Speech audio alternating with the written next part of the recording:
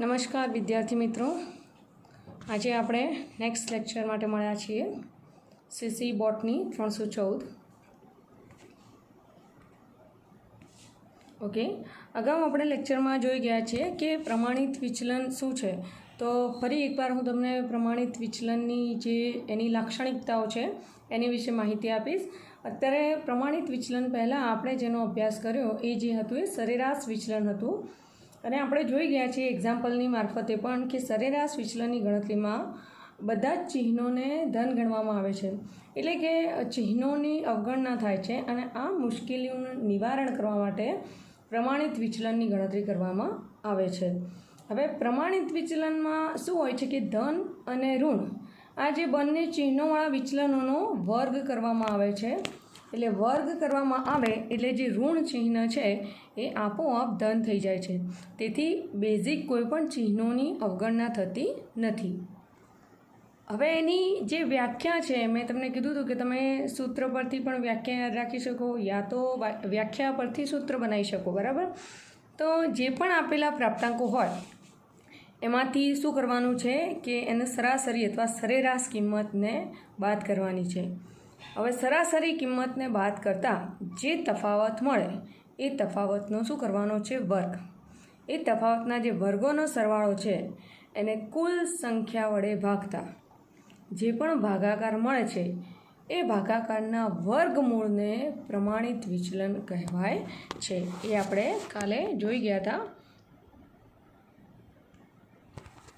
આ જે છે તમારે સૂત્ર છે કે પ્રમાણિત વિચલન જે છે એમાં તમે જોયું અહીંયા જે સૂત્ર દર્શાવ્યું છે કે વર્ગમૂળની અંદર છે sigma in bracket x minus x બારનો વર્ગ ડિવાઇડેડ બાય n, બરાબર.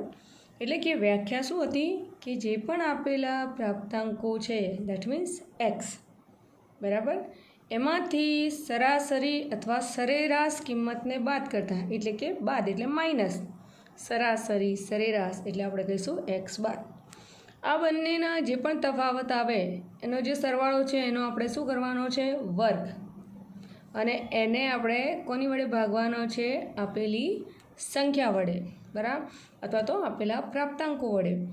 જે પણ ભાગાકાર મળે એનું જે વર્ગમૂળ છે એને આપણે શું કહીએ છીએ? પ્રમાણિત વિચલન, બરાબર.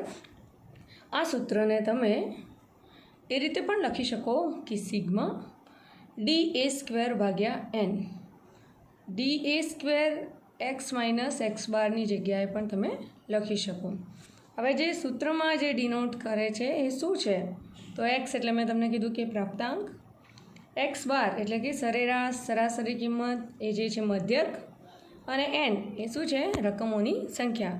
આ તમને કાલે મેં વ્યાખ્યા પણ સમજાવી હતી, સૂત્ર પણ સમજાવ્યું હતું. ફરી એકવાર સમજાવું છું મિત્રો, તો ધ્યાન રાખજો. આ સરેરાશ વિચલન અને પ્રમાણિત વિચલન બંનેમાં જે તફાવત છે તમે એની ગણતરી મિક્સ ના થઈ જાય એટલા માટે વ્યવસ્થિત અહીંયા ધ્યાન રાખજો. ઓકે, ચલો. બીજી રીતે પ્રમાણિત વિચલન શોધવાનું સૂત્ર પણ કીધું હતું, કેમ કે તમારે જે પ્રમાણે માહિતી મળશે કે વર્ગીકૃત હોય અવર્ગીકૃત હોય એમ સૂત્ર બદલાતું જશે, બરાબર. તો એક સૂત્ર જે છે કે S એટલે કે પ્રમાણિત વિચલન ઇઝ ઇક્વલ ટુ I ગુણ્યા વર્ગમૂળની અંદર સિગ્મા d² ભાગ્યા n. એટલે કે તમારે જે છે આ સિગ્મા d² તમારે આ બંને વસ્તુમાં સમજવાનું છે કે સિગ્મા d² શું છે. તો પહેલાં તમે d શોધશો, બરાબર, પછી તમે d² શોધશો. એ d²નો છેલ્લે જે સરવાળો થશે એ થશે તમારે સિગ્મા d². ક્લિયર? હવે અહીંયા જે માઇનસ બ્રેકેટમાં છે સિગ્મા d ભાગ્યા n એનો સ્ક્વેર એ પણ અલગ છે. એમાં શું છે? તમે જે d શોધ્યો, બરાબર, એનો છેલ્લે જે સરવાળો આવશે એને તમે સિગ્મા d કરશો અને એનો ભાગાકાર n સાથેનો વર્ગ છે. બંને વસ્તુ અલગ છે મિત્રો, ખાસ ધ્યાન રાખવી. પાછું કહું છું તમને કે પહેલું જે છે એ d² છે અને એનો સરવાળો લેવાનો છે. એટલે કે પહેલાં તમે d શોધશો, એના ઉપરથી d² શોધશો અને આ જે ડી સ્ક્વેર મળશે એનો તમે સરવાળો કરશો એ તમને મળશે sigma D square. Clear? Okay. Next જે છે એ તમારે શું છે તો સિગ્મા ડી ભાગ્યા એન એનો સ્ક્વેર. દેટ મીન્સ તમે જે ડી શોધ્યો છે બરાબર, એ ડીનો છેલ્લે કોલમમાં સરવાળો કરશો એને તમે સિગ્મા ડી કરશો. એ સિગ્મા ડીની કિંમત અહીંયા મૂકશો, એને ડિવાઇડેડ બાય એન કરશો અને એનો હોલ સ્ક્વેર છે. એટલે આ વસ્તુ તમારે સૂત્રમાં ખાસ ધ્યાન રાખવાની છે. ઓકે, ચલો આપણે પહેલાં અવર્ગીકૃત માહિતી માટે અનગ્રુપ્ડ ડેટા બરાબર, એના માટે આપણે જોઈએ એક્ઝામ્પલ. કે એક્ઝામ્પલ જે પ્રમાણિત વિચલનમાં આપણે આ ફર્સ્ટ એક્ઝામ્પલ લઈશું કે એક ગુલાબના છોડ દ્વારા 6 અઠવાડિયામાં પુષ્પોની સંખ્યા અનુક્રમે 60, 45, 25, 40, 70 અને 32 છે. તો ફૂલની સંખ્યા માટે પ્રમાણિત વિચલન શોધો. બરાબર, તમને અહીંયા એવું કીધું છે કે આ 6 અઠવાડિયાની માહિતી આપેલી છે બરાબર, એટલે કે એન તમને આપેલું છે.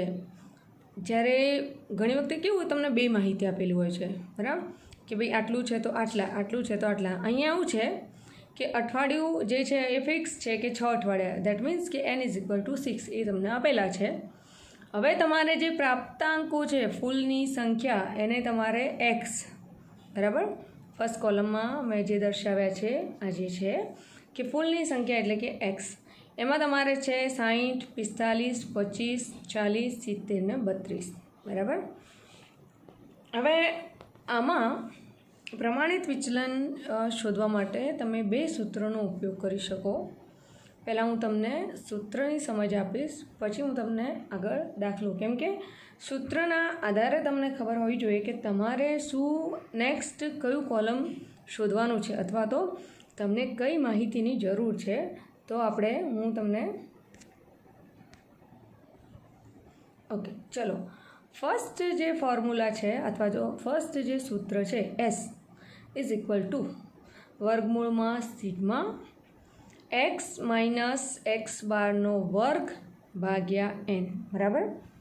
પાછું કહું છું, વર્ગમૂળમાં સિગ્મા બ્રેકેટમાં x માઇનસ x બારનો વર્ગ ભાગ્યા n બરાબર. આ પહેલું સૂત્ર છે. તો આપણે સૌપ્રથમ પહેલા સૂત્રનો ઉપયોગ કરીએ તો આપણે જે માહિતી જોઈએ છે એ શું છે x માઇનસ x બાર બરાબર, અને એનો જે છે વર્ગ. ક્લિયર? હવે તમારી જોડે તમે જે દાખલામાં જોયું તમારી જોડે x છે બરાબર, પણ તમારી જોડે x બાર નથી. તો સૌપ્રથમ જે આપણે શોધવાનો છે એ શું છે x બાર બરાબર. ઓકે, હવે રકમ પર પાછા આવી જઈએ. તો આ જે x બાર શોધવાનો છે આમાં તમારે ધારેલા મધ્યકની કોઈ જરૂર નથી. ભલે અહીંયા દર્શાવ્યું છે પણ કોઈ જરૂર નથી. કેમ? કેમ કે તમારે આ x બાર શોધવા માટે બરાબર, x બારની હવે યાદ રાખવાનું કે તમારે શું શોધવું છે. હા, તમને વર્ગીકૃત માહિતી આપેલી હોય તો તમારે સૌપ્રથમ મધ્ય કિંમત શોધવાની હોય, એ આમાં પણ એ જ છે. અને એમાં તમે સાચો મધ્યક શોધવા માટે ધારેલા મધ્યકની રીતનો ઉપયોગ કરી શકો. પણ અહીંયા તમારી જે માહિતી છે એ સરળ ને સિમ્પલ છે બરાબર, કે તમને જે આ માહિતી આપી હતી,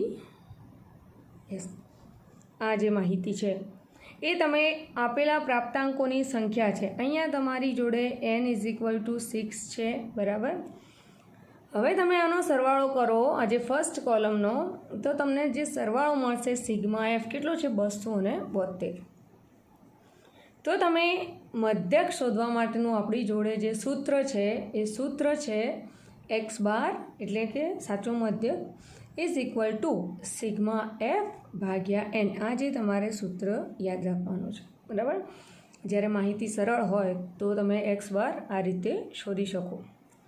ધારેલા મધ્યકમાં તમે પેલું એ વાળું સૂત્ર હતું એ પણ યુઝ કરી શકો, પણ તમારા માહિતી સરળ છે તો તમારે એટલું બધું કોમ્પ્લિકેશન કરવાની જરૂર નથી બરાબર. આ પહેલી રીત માટે હું કહું છું, ફર્સ્ટ જે સૂત્ર કીધું એની માટે કહું છું, બરાબર. બીજા સૂત્રમાં આપણે શું કરવાનું છે એની હું અલગ વાત કરીશ. ઓકે, ચલો. X bar is equal to sigma F ભાગ્યા એન. સિગ્મા એફ તમારી જોડે છે 272 ભાગ્યા એન તમારી જોડે છે 6, એટલે તમારો એક્સ બાર આવી ગયો 45.33. ઓકે, હવે આપણે એક્સ બાર શોધી લીધો. હવે આપણે શું શોધવાનું છે? એક્સ માઇનસ એક્સ બાર, કેમ કે આપણું સૂત્ર શું છે? સિગ્મા વર્ગમૂળમાં સિગ્મા એક્સ માઇનસ એક્સ બારનો વર્ગ ભાગ્યા એન, બરાબર. એટલે આપણે વર્ગ કરવા માટે પહેલાં આપણી જોડે એક્સ માઇનસ એક્સ બાર જોઈએ.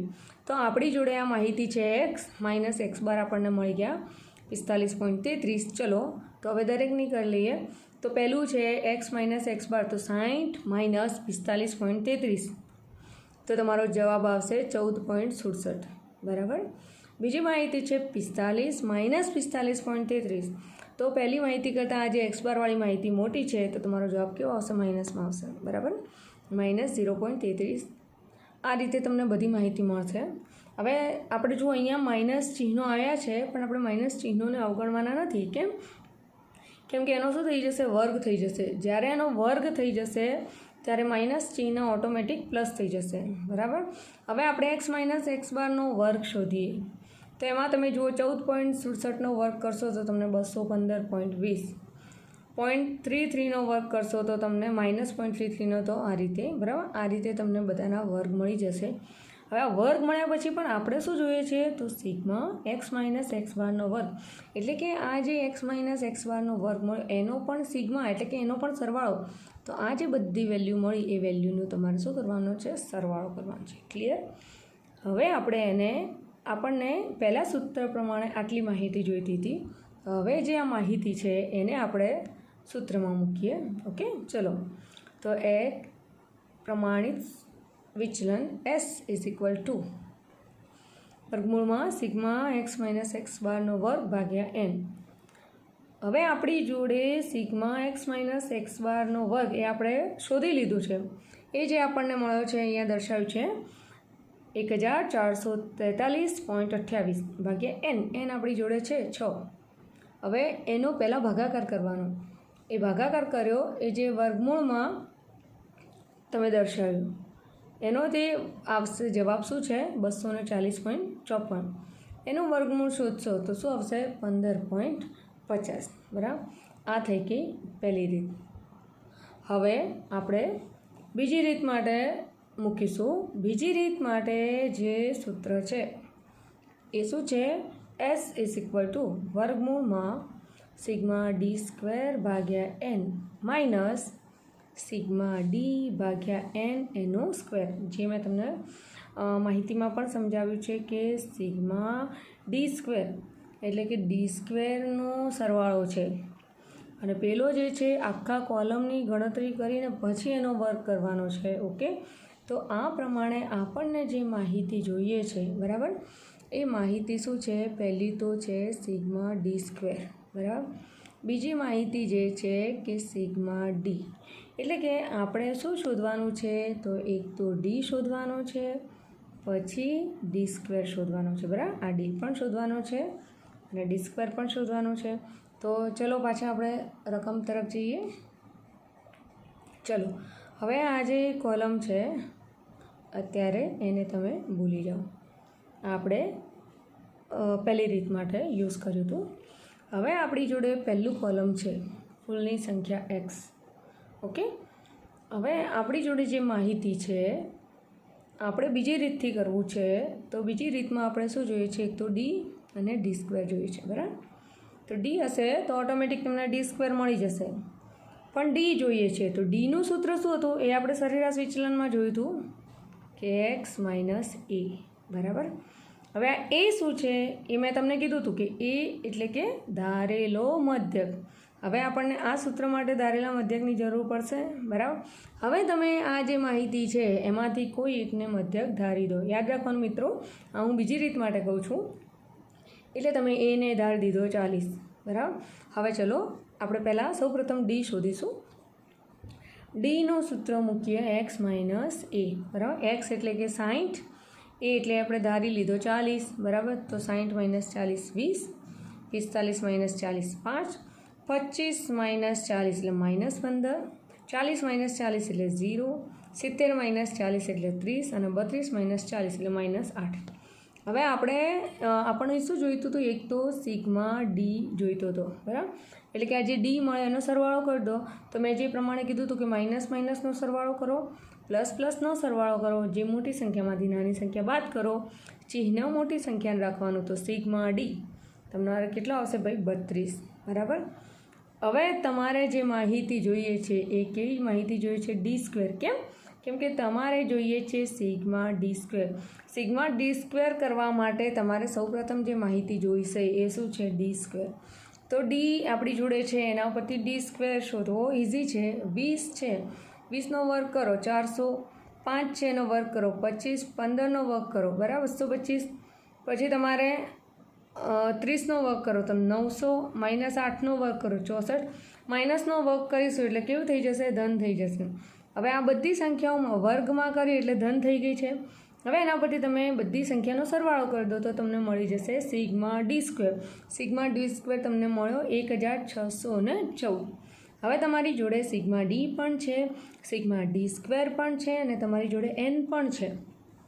તો આ બધી માહિતીને આપણે સૂત્રમાં મૂકીશું. ઓકે, ચલો.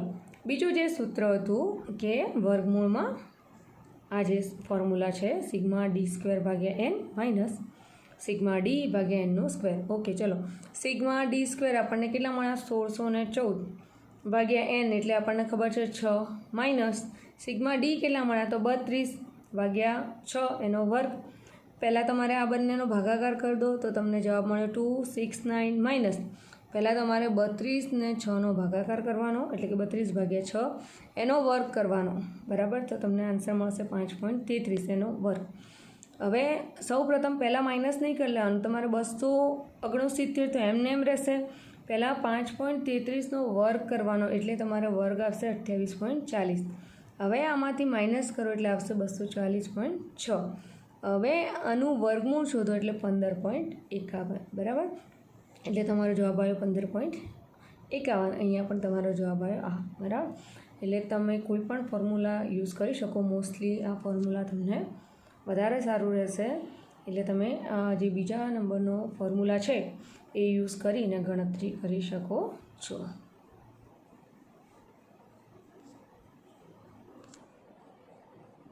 ક્લિયર છે? હું પાછું એકવાર તમને સમજાવી લઉં છું કે તમારે એક જ માહિતી આપેલી હતી. આમાં જે ફૂલોની સંખ્યા એ તમારી હતી x. એના ઉપરથી તમે બે સૂત્રો છે, બે સૂત્રોમાં તમારું જે પહેલું સૂત્ર છે એ વર્ગમૂળમાં, here I can type, yes, વર્ગમૂળમાં જે છે sigma x minus x bar એનો વર્ગ, બરાબર, ભાગ્યા એન. ઓકે, આ તમારું પહેલું સૂત્ર હતું. એના પ્રમાણે તમારી જોડે માહિતી એક્સ છે, એક્સ બાર નથી, તો સૌપ્રથમ તમારે એક્સ બાર શોધવો પડશે. એક્સ બારનું સૂત્ર જે છે એ શું છે? સિગ્મા એફ ભાગ્યા એન. સિગ્મા એફ એટલે કે આ આપેલી જે માહિતી છે એનો સરવાળો કરી દો. એન તમારી જોડે છે 6, બરાબર? એના ઉપરથી સાચો મધ્યક શોધી દો. સાચા મધ્યક શોધ્યા પછી તમે જે તમારે શોધવાનું છે એક્સ માઇનસ એક્સ બાર શોધી લો. એની જે પણ માહિતી આવે એના ઉપરથી તમે એક્સ માઇનસ એક્સ બાર શોધી લો અને તમારું સૂત્રમાં ઇમ્પ્લિમેન્ટ કરી દો. એ તમને આવી જશે પ્રમાણિત વિચલન. એમાં તમારે ધારેલ મધ્યકની જરૂર પડતી નથી, બરાબર? બીજું સૂત્ર જે છે એમાં તમારે છે કે વર્ગમૂળમાં સિગ્મા ડી સ્ક્વેર ભાગ્યા એન માઇનસ સિગ્મા ડી ભાગ્યા એન આખા કોલમનો વર્ગ, બરાબર? હવે આની માટે જે તમારે જોઈએ છે એક તો મૂળ ડી જોઈએ છે અને એક ડી સ્ક્વેર જોઈએ છે, બરાબર? તો ડીનું સૂત્ર આપણને ખબર છે, D is equal to X minus A, બરાબર? એક્સ આપણી જોડે છે જે ફર્સ્ટ કોલમ છે, એ નથી, એ એટલે ધારેલો મધ્યક, બરાબર?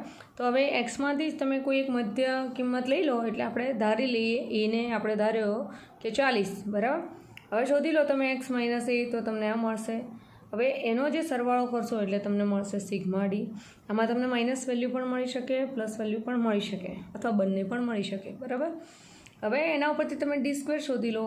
તો આ જે પણ વેલ્યુઝ મળી છે એનો તમે વર્ક કરી દો. એનો વર્ક કરશો તો એ તમારો d² થઈ જશે ને એનો છેલ્લે સરવાળો કરી દો. આ બંને વેલ્યુ તમને મળી ગઈ, કિંમત મૂકી દો, n તમારી જોડે છે તો તમને પ્રમાણિત વિચલન મળી જશે.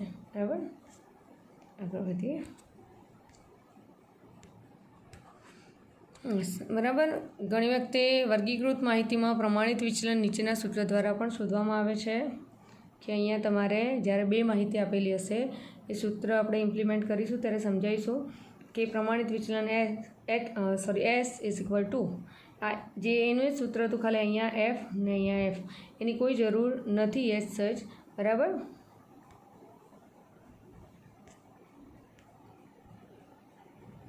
ઓકે. બરાબર, હવે તમને આગળ થોડું સમજાવું છું કે અવર્ગીકૃત માહિતીમાં જોઈ ગયા એ મુજબ મધ્યકની કિંમત અપૂર્ણાંકમાં હોય તો પ્રમાણિત વિચલનની ગણતરી જટિલ બને છે. બરાબર, કે જો મધ્યકની કિંમત, બરાબર, સરેરાશ આપણે x² જે શોધીએ એની કિંમત અપૂર્ણાંકમાં હોય તો તે પ્રમાણિત વિચલનની ગણતરી જટિલ બને છે. અને આ ગણતરીને સહેલી બનાવવા માટે નીચેનું સૂત્ર વાપરવામાં આવે છે. એમાં બે છે. બરાબર, કે મોસ્ટલી મેં તમને કીધું ને કે આપણે આ સૂત્રનો જ ઉપયોગ કરીશું કે ખંડિત શ્રેણી જે છે એની માટે તમારે વર્ગમૂળમાં સિગ્મા FD² n, બરાબર, માઇનસ ખાલી જે સૂત્ર હતું એમાં F ઇમ્પ્લિમેન્ટ કર્યો છે અને અહીંયા એનું જ છે. એ જ રીતે અહીંયા અખંડિત શ્રેણી માટે એને આ I જોડે મલ્ટીપ્લાય કરવાનો છે. બરાબર, I એટલે તમને ખબર જ છે કે વર્ગ લંબાઈ. ઓકે, ચલો હવે નેક્સ્ટ એક્ઝામ્પલ છે એ આપણે આવતા લેક્ચરમાં જોઈશું અને આવતા લેક્ચરમાં પાછી તમને થોડી સમજ આપીશ પ્રમાણિત વિચલનની, જેથી કરીને તમને જે પણ ડાઉટ્સ હોય એ સોલ્વ થઈ જાય. તમે તમારી રીતે સરેરાશ વિચલન, જો સરેરાશ વિચલનમાં પણ માહિતી પ્રમાણે સૂત્ર બદલાય છે એ જ પ્રમાણે પ્રમાણિત વિચલનમાં પણ ગ્રુપ ડેટા, અનગ્રુપ ડેટા, કઈ શ્રેણી છે એના પ્રમાણે થોડો ફરક આવતો રહે છે. તો એ તમારે પહેલાં જ ડિસાઇડ કરી લેવાનું કે આ કયા ટાઈપની માહિતી તમને આપેલી છે, તમને શું શોધવાનું છે, તમારે પહેલું તો કયું સૂત્ર મૂકવાનું છે, સૂત્રના આધારે તમારે આગળ માહિતીમાંથી શાની ગણતરી કરવાની છે એ તમારે ખાસ ધ્યાન રાખવું પડશે. એટલે તમે જ્યારે તમારી નોટ્સ બનાવો તો 2-3 પેજ એવા રાખવાના કે જેમાં ખાલી સૂત્ર જ લખવાના હોય. તો તમે એકવાર એની ઉપર નજર નાખશો તો તમને ધ્યાન આવશે, કેમ કે સૂત્ર ઉપરથી આખા દાખલાની ગણતરી થઈ શકે છે. પણ જો તમને સૂત્ર જ નહીં ખબર હોય કે કઈ માહિતી માટે કયું સૂત્ર, જ્યારે શું હજુ ઘણા બધા આગળ સૂત્રો આવશે તો તમને કન્ફ્યુઝન થશે.